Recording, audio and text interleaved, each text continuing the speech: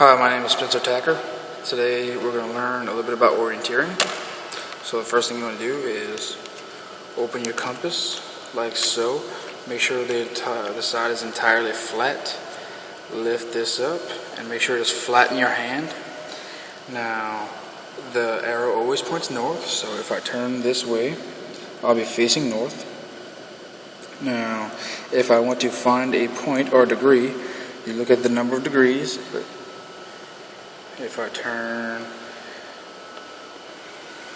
this way, I'll be at about 270, which is west. The W is for west, S for south, and E is for east.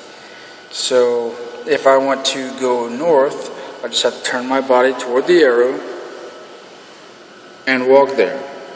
If I want to go east, I turn until the E is facing in front of me, and then I walk that way. So you want to use a compass when you're trying to find a degree point or on a map. And the next thing we're going to work on is paces. So I'm going to close this up. Make sure you don't want to leave this out like this. So this is for if you want to find a point. You look through. You always want to line your string up with the indentation like so to find a point. You always want to fold this inward and close it just like this. You don't want to leave the port out because it might get broken, and you put it just like that. Now next thing we're going to work on is your paces. So let's say if this is 100 feet, we'll just say it is. So the first thing you want to do is you put your left foot against the first wall and you start walking to your right with your right foot. Every time your right foot hits the ground, you count one step. That's how your pace will work. You don't count your left steps. So every time your right foot hits the ground, you want to count as one.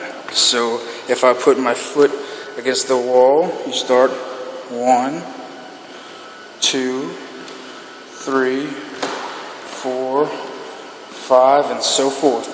And you want to go until you get to 100 feet. You want to measure it out so that's more accurate. So if this red line is at 100 feet and I'm at 26 paces, I'll stop right here. If my pace keeps going, I'll do it about 26 and a half. So you write that number down and then you do it 4 more times. So you want to count your steps out for 100 feet 5 times. You want to do that process 5 times. You write all your steps down. Let's say you have 26, 24, and 20, so on. You add all 5 of those numbers up, and then you want to divide by 5. Whatever your pace is, going from back to forth, that's whatever the average number is, that'll be your average pace. So it'll take you a certain distance